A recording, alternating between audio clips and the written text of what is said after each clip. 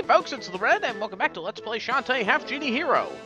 So, there is one other item that we can collect in the game that probably could have gone into the last part, but I guess I kind of forgot about it. But, as you know, we already collected all 10 gallery keys, and if we go ahead and open all the doors, as promised by the mayor back in, I think, part 2, he will give us something or other. So, we'll go ahead and go on back, open up all these doors, and see what he has for us. We will actually need this item for 100% completion, so it's probably a good idea to go ahead and get this, even if you don't really want to use it. But here's the last door. And we'll be sure to come back and check out all these concept arts and fan arts in an extra video. Yeah, that's still gonna happen. Here you go, some tacky costume jewelry as a thank you for a job well done. And this is far from costume jewelry. He gives us the magical tiara. And this is one very broken item, as you will see. So I have my bubble shield activated, but notice that my magic meter is not going down at all. The magical tiara basically gives you infinite magic. You can combine this with another item to make this super broken.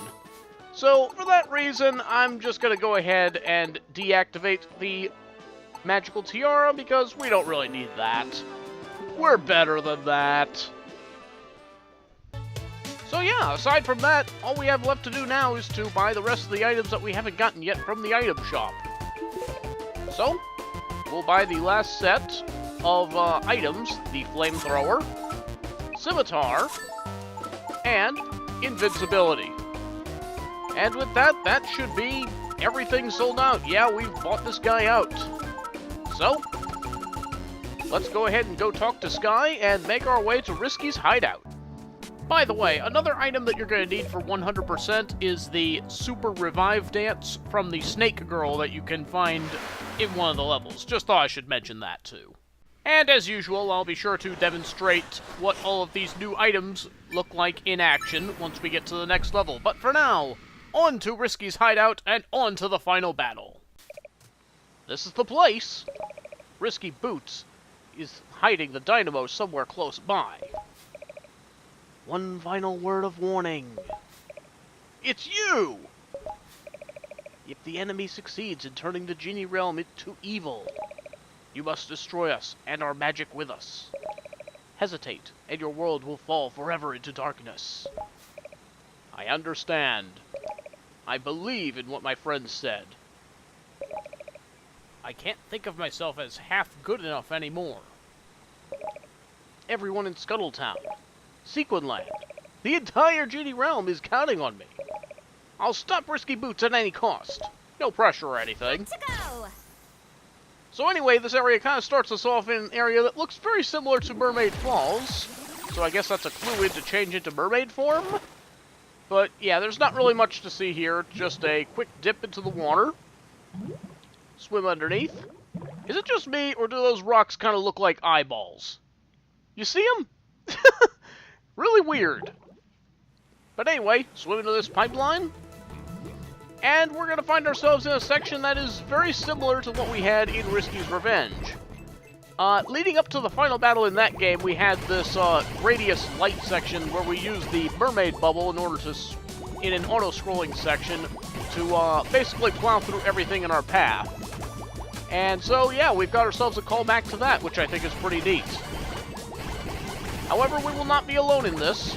There will be a few starfish that will ally along with you, and they will provide some shots themselves. Their bullets don't do as much damage. They only do like 1 per shot, but they are good for clearing out these pathways full of blocks. So, they do come in handy at times.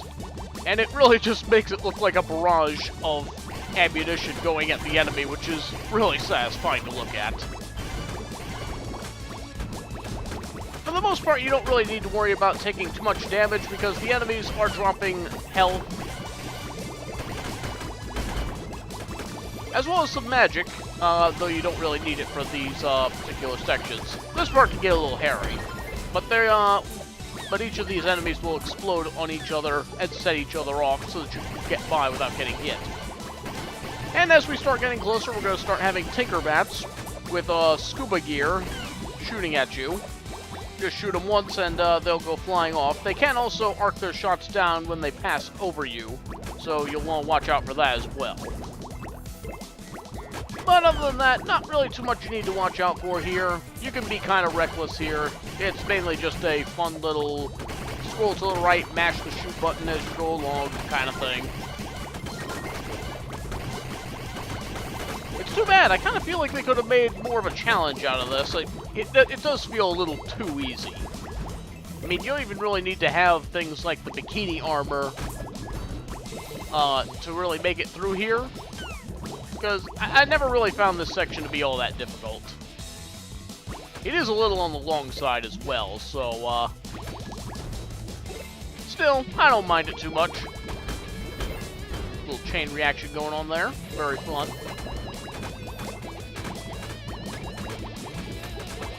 These fish that swim at you are a bit durable as well. I think it takes 2 mermaid bubble shots in order to take them down, so your starfish really aren't going to help much there. And so we've made it inside the volcano factory place. How did Risky build this over lava? Anyway, let's go ahead and see those new items at work. Here is the invincibility bubble. You're completely immune to everything. Nothing can hurt you.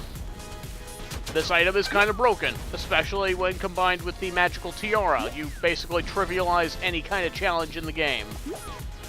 But other than that, we've basically got more of these same enemies that we saw back in Main Street. Also, that was the Mega Puffball in action. You basically just float in the air and you can aim the electricity wherever you want it.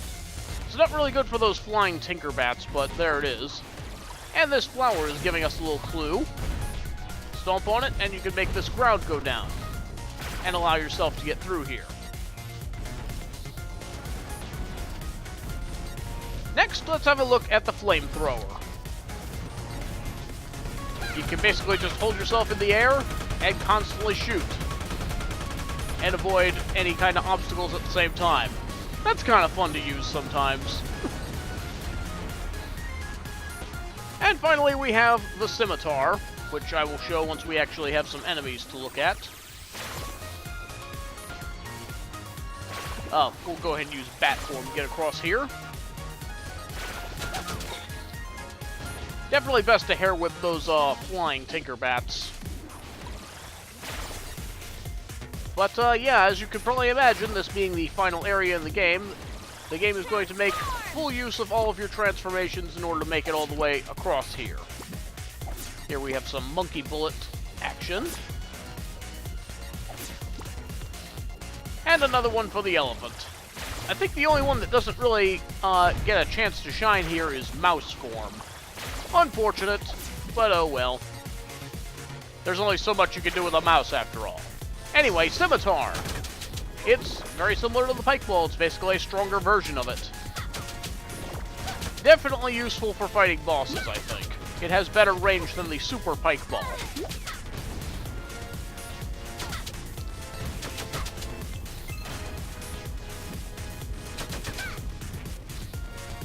But yeah, for the most part, this section is pretty straightforward.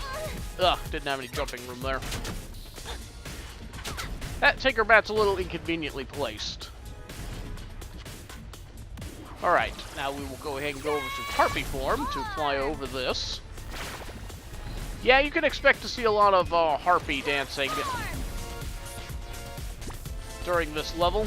I mean, they gave you the ability to fly wherever you want. They're going to make sure you get use out of it. Oh, what'd I hit my head on? Okay, we'll just go ahead and fly right over it. We have a harpy dance after all.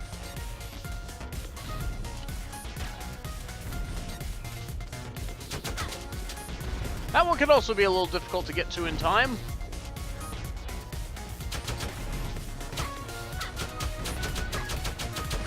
Yeah, that's another thing I forgot to mention, is that these enemies here, some of them do have some knockback. I think also those millipedes that you fight back at Tasseltown, if you run into them, they'll knock you back as well. Not that there's really anything you need to worry about being knocked into, but it's still worth noting. And so we find ourselves at the second part of the volcano. It's not going to be vastly different from the first part. By the way, that's a little tip for the flying tinkerbats. If you go directly under them, they won't hit you. So, if you need a safe place to get away from the bullets, there's an option. Alternately, just use the mirror magic. But, yeah, we're going to be using a lot more of the harpy during this section, flying over sections of lava, with the occasional tussle with the tinkerbats. It's too bad. I kind of wish there was more use for the bat dance during this. Because flying in a straight line is a lot safer than trying to use harpy form. Remember that harpy has a bit of heavy momentum to it, so you don't want to be taking this section too fast, otherwise you might find yourself going straight into a spike wall, and that's not going to be good for anybody. Transform! Another place to use Monkey Bullet.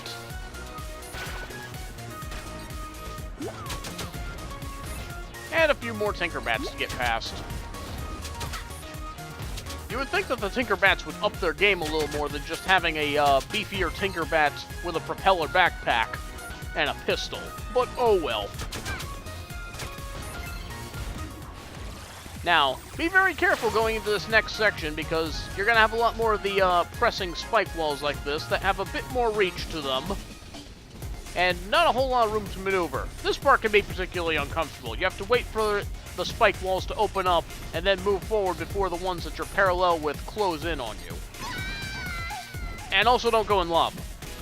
So, clumsiness aside, I really don't think, as far as final levels go, that this one is all that difficult. It's fairly straightforward, and believe it or not, we're already at the end. Looks like this is the end of the line. I must be getting close now. And they are so generously giving you a save guy, even though we just saved on the way in here. Yeah, there's a save guy during each of those transitions, by the way. And 2 jars containing 2 maximum health refills. Why are there 2 of them here? I don't know. You only need 1. But I am going to go ahead and max out my magic using one of those. That's basically what I use Mega Potions for, is for magic refills. I have enough food that I can refill all the health I'm going to need. But let's go ahead and take care of business. Hold it right there, Risky. So... Right on schedule. I figured a goody two-shoes like you might find a way to reverse the effects of the dark magic. I assure you, the process is now irreversible. Where's the Dynamo, Risky? You'll see soon enough. It's in the tender loving care of my tinkerbats. My men have been working tirelessly to unlock the Dynamo's full potential. It will be beyond anything your short-sighted uncle could ever even dream of. But until their work is complete, I won't allow you to interfere. Oh, final boss time! Risky Boots, Queen of the Seven Seas. I really like this boss fight because we haven't really been able to go head-to-head with Risky herself since the Game Boy Color game, and I think that's pretty awesome. Despite this, though, her attack pattern she does have a very pattern-based attack. She does the same thing every time you face her, and unlike in the Game Boy Color game, you can now attack her pretty much whenever you want. You don't have to wait for specific frames in which you can get an attack in.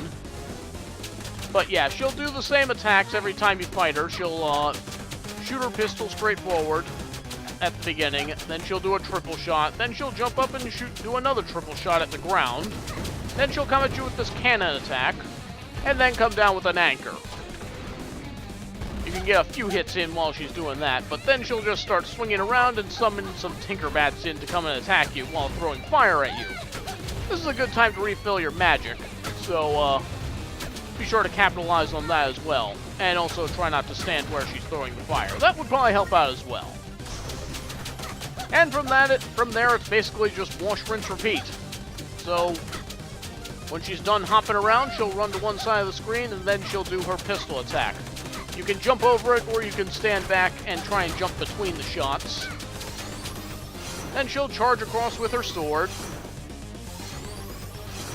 A few quick hops is all you need to get past that. A few more hops she'll do. Once again, Risky's very good at jumping. She must be getting pretty close by now. She is she does have quite a bit of health to her. If you feel like she's about to run into you, do stand back. Okay, here comes the anchor attack, and there we go. It does seem like a lot that she does at you, but it is learnable, and it's very satisfying once you do finally learn the pattern and know how to counter it. This is the end, Risky Boots. Give up! You're too late. Another set of gears! Now I'll introduce you to the final phase of my plan.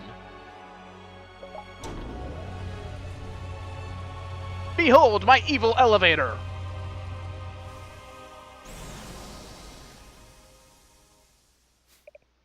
Behold! What is it?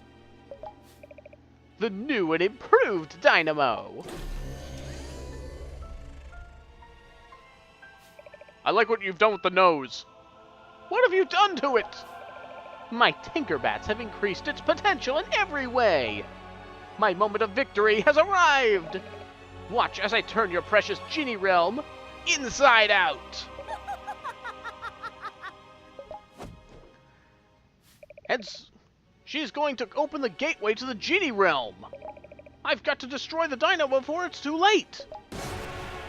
Here it is, the Tinkerbrain, Dynamo of Destruction. For the longest time, I had no clue how to do this boss fight, because this time Shantae doesn't really explain to you what you need to do, but notice as I'm running to the right that the little screw inside of its ear is turning green.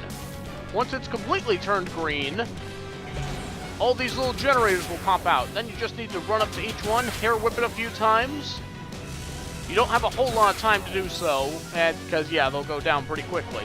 But anyway, if you continue running to the right, and you can also do this by running to the left for the other ear, you can make those generators appear again, and then you can get your attacks in. Uh-oh. So yeah, hair whip it a few times. Once they... Oh, I have to do it one more time. But yeah, basically the trick to this fight is that you just need to keep running in one direction to make these generators appear. Then hair whip it a few times, and boom, you do some damage to the Tinkerbrain. You have to do that again to the other side, but here's a neat little trick that will help you do that a little faster. First of all, switch to monkey form, because it can move a little faster than Shantae can on her own. Then the generators will appear. We'll go ahead and use some magic here, because now, if we use the Obliterator magic, you can do 25 damage to all of them, and then pretty much take it out just like that. Very nice speedrunning tactic to use there. It's not a particularly difficult fight. The hardest part about this whole thing is figuring out what to do. And once you've got that, it's a cakewalk.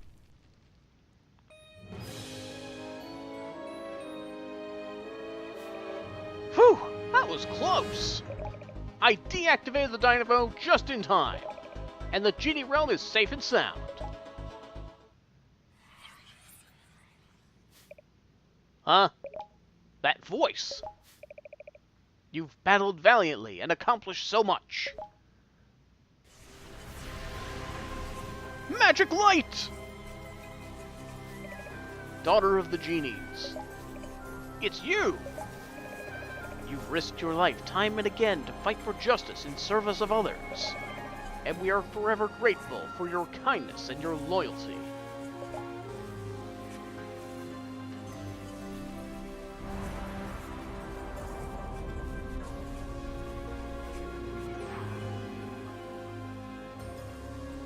That new World of Light adventure mode in Smash Bros. Is looking good. On behalf of the entire Genie Realm, we thank you from the bottom of our hearts. No way! Is this the Genie Realm? What you get is what you see. A white donut platform in the middle of a white void. Unfortunately... Uh-oh. The corruption of our magic has begun. Do what you must to ensure peace. Hey, how did you get here? I've finally done it. The very heart of the realm of magic. The power of the genies will be mine. Now do my bidding. Submit to me as your absolute ruler. And just when you thought you beat the game. Oh, darn it, she turned the Genie Realm into null space. What's happening? No! It worked! The power of the genies is mine, and the world will bow before me.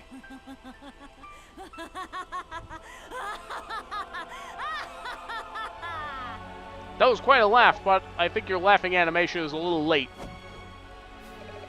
I don't have any choice. Before Risky can claim their power, I have to do it. I have to destroy the Genie Realm at any cost. Penetrate the shield! Okay, nice of Shantae to actually tell us what we need to do this time, but basically what we need to do now is hair whip these evil genies, and then send these little magic light balls into the Tinker Brain. And the way to attack the Tinker Brain is to hair whip this magic when the shield has slowed down enough that you can whip it into them. If you wait too long, though, the evil genie will change back to normal, and then you'll have to find another one to hit into the Tinker Brain.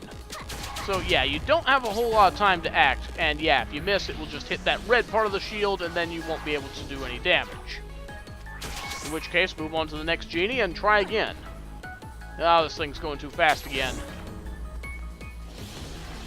But yeah, just look around for the genie that is not protected by a shield, and then wait for your chance to get an attack in. And... oh, jumped too soon there. Okay, right here. So yeah, just hair whip the magic. The magic will go into the Tinker Brain and do 10 damage. Okay, now to find another genie.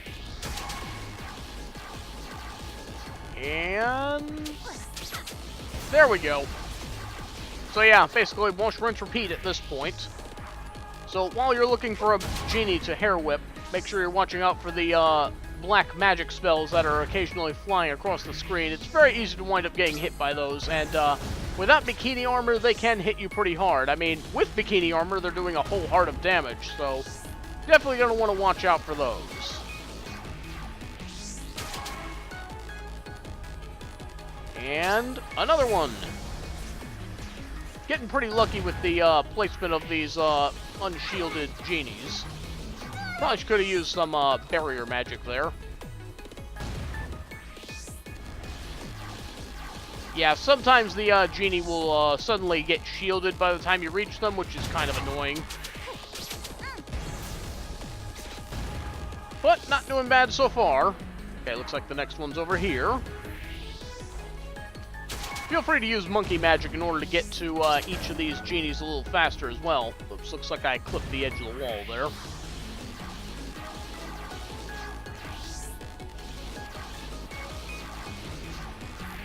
Yeah, I see the next genie is on the other side, but I feel like it's going to change by the time I get there, so yeah, I was going to wait for you.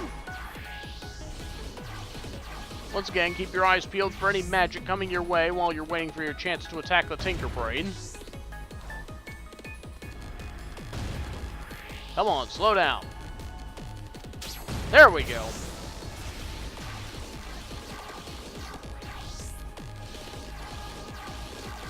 Once again, make sure you've brought plenty of food on your way into this fight, because, yeah, there's a good chance you're going to be taking a lot of hits during this fight.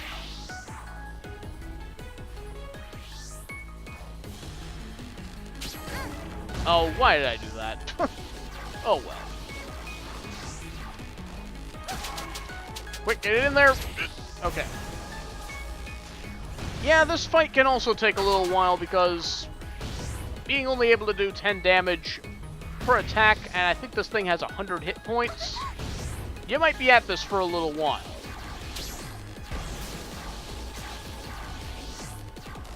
Yeah, I don't really have much else to say about this boss, so let's hurry up and finish this thing up already.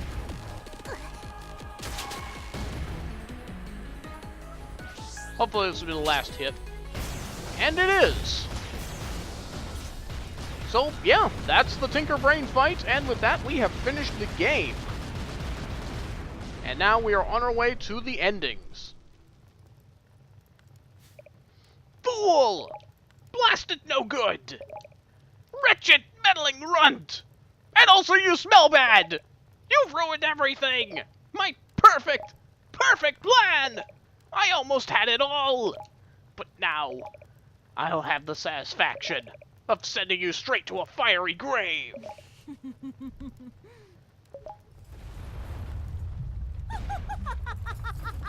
Oh hey, look, you learned how to laugh on cue. I've got to get out of here! Oh hey, it's the hamster. Huh? What's this? And we got the zombie hamster back. Hang on tight. We're getting out of here. Hurry! I'm out of here. And so this leads us into the final playable sequence of the game. You don't have a health bar for this, and you can't actually see your magic meter because, well, this is more or less just a playable cutscene. But yeah, it's very similar to the slide that we had back in Mermaid Falls. We basically just have these gears to jump over.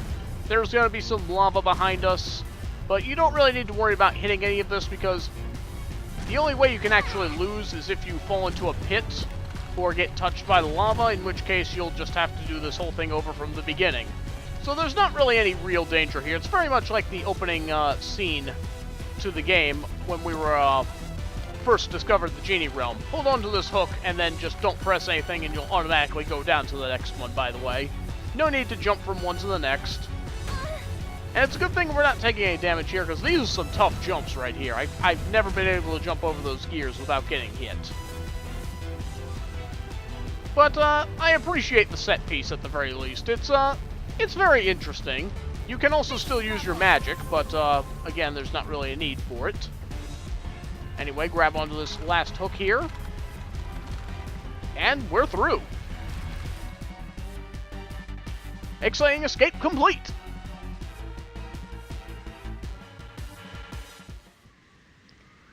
And with that, Risky's hideout goes kaboom! And we made it out just in time. Shantae and Sky seem more interested in whatever they're looking at straight ahead than they are at the magnificent explosion behind them, so oh well. So let's start by looking at the bad ending. This is the ending you get if you go directly to Risky's hideout without collecting the 4 clues that lead to the creation of the magical polarizer. You still face all 3 of the bosses, you still do the sliding escape sequence, it's pretty much the same thing, up until the very end when you have your dialogue. We made it. That was a close call. Too close. Thanks for the lift, Sky. Someone's gotta keep an eye on you. Looks like Sequin Land is safe from evil once again. Yep, thanks to our half-genie hero. Couldn't have done it without you guys. Hold up there. Oh, hi. Thank goodness you made it out in one piece. When I saw the eruption, I feared I'd lost you. I'm fine, and Sequin Land is safe thanks to you guys. Yeah, I helped out a lot this time. Feeling pretty heroic, you know? Think I'll start a dojo, start training up the next round of heroes. Gotta dream big. Well, see you later, Bolo. I'm taking off too. My brothers, Abner and Poe, they're thinking about renovating that old mansion up north. How cool! I'm going to help them out, but after that, well, I'm thinking of going to find the zombie caravan and travel a bit. I miss my wagon, and I want to see more of the world. Take good care of Dookie. Huh? Poe's hamster. Do I dare ask why it has that name? I'd better get going too. I need to feed Wrench and get him cleaned up. After that, I'm going to set him free for a while so he can spend some time with his own family. Knowing Wrench, he won't be gone long. He's crazy about you. And I'm crazy about him right back. Bird relationships. And then a slow approach by Mimic. My, what an adventure you've had. I'm sorry about the Dynamo, Uncle. No, that's alright. Are you okay? What really happened back there? Risky used the Dynamo to change the Genie Realm from good to evil. For a short while, I was actually there, in the Genie Realm with them. It's something I've always dreamed of, but because of me, they're all gone now. I'm sorry. I know you only did what was required. It was what you had to do, understand? I'm sure your mother would be very proud of you. Yeah, I guess. But I can't help but be thinking that there's something more I could have done. Life is full of choices. Perhaps the genie survived. We may never know. But thanks to you, Scuttletown is still standing, right? Haha, that's true. Come on, Uncle. Where are we going? To celebrate, of course. And to find you a new, less dangerous hobby. Oh no. Being a relic hunter is my life. There are many more inventions from the old world still waiting to be rediscovered. There's one thing in particular I'm interested in learning about. It's called the 8-bit handheld video game. So yeah, Mimic basically discovers their roots. That's kind of funny. Uncle! Wait up! And, yeah, the camera pans up, and that's pretty much how it ends. It leaves you wondering, did you actually destroy the Genie Realm? You may never know. And so, switching over to the good ending, you'll notice a few differences in how the dialogue is exchanged. For starters, the mayor will actually come over and invite Shantae to become the guardian genie of Scuttletown once again. Real nice of him. There's also going to be some differences in what some of Shantae's friends say. Ronnie Tops will invite Shantae to come onto the zombie caravan with her, and Sky lets us in on the secret to what makes Wrench so big. Apparently it was by feeding him salted caramel. But, we fed a salted caramel to that little girl back in part 2. Oh god, this is not going to end well. And during Shantae's conversation with Mimic, we also learn that the Genie Realm was not, in fact, destroyed, and that her mother is alive and well. So yay, happy endings all around. Except for the part where Mimic doesn't discover the 8-bit handheld video game and instead is going to make Shantae a bicycle. You call this a good ending? There's a time and a place for everything, but not now. Oh well, all's well that ends well, right? And from there we cue the credits, but once again we're not going to look at that just yet because we're not quite done with the game. But we will have a look at those end screens, so let's get to that right now. So here's your basic any percent ending picture. I believe this is the standard title display picture, the box art, if you will. Except here it's on a gray gradient background. It's a nice picture. It shows all the major characters that you'll encounter in the game, and it looks pretty nice, yeah. Next up, we have the 100% picture. I'm not sure, but this kind of feels like it might be some concept art that was in the game, and this picture of Shantae is taken directly from the game, I'm pretty sure. One of her in-game images, her sprites, if you want to call them. But yeah, we basically have a full shot of Scuttletown, and I think this is another nice-looking one. Next up is the 80% speedrun ending, and it's our obligatory swimsuit shot. Maybe it's just me, but I always seem to notice that these pictures wind up having the most detail to them. Just look at the clouds and the water in this shot. And then, of course, Shantae right in the middle of all of it. But yeah, it definitely feels like the most TLC went into this picture. And is also the only picture that I didn't see prior to the game's release. That's interesting. And finally, we have the 100% speedrun ending. This is the same picture that backers received back when this game was still in Kickstarter phases as a wallpaper that they could use on their desktop. I rather like the lighting effects that are going on in this picture and the general haziness that's going on around in the grass. This is a very well put together picture, I must say. And with that, we have now completed the main game, but believe it or not, we're not actually done with Half Genie Hero just yet. We have one more DLC that I'm going to be looking at, and it's going to be a what-if scenario. This time we're going to be putting our feet into the risky boots of Risky Boots, and see what would have happened if her plan did go according to plan, and she actually manages to complete the Dynamo and defeat Shantae. And that's what we're going to be finding out in the DLC episode, Pirate Queen's Quest. I'll see you then!